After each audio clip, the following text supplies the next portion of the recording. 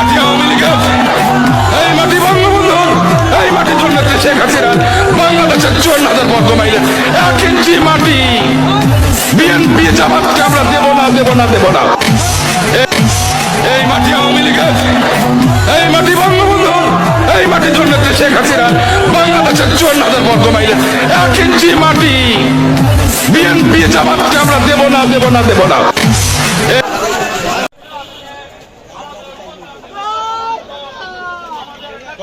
কথা শুনো।